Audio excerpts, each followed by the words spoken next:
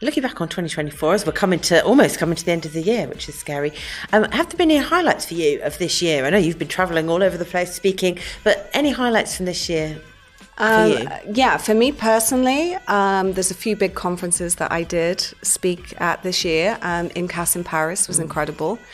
And also AMWC Asia in Taipei. Yeah. First time I'd been out there. And I'll be at AMWC in Bangkok later on this year. So for me, the international side and the growth, not just professionally, but from meeting completely different people, and especially more so in Asia, their approach to aesthetics. It's very refreshing. It's different.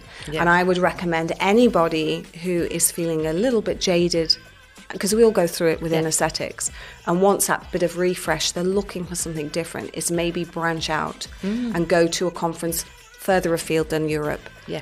And get some ideas, get some motivation, make some new connections. But for me, that and the contacts and the partnerships that I continue to have, the people that you always meet in this industry, and how supportive they are.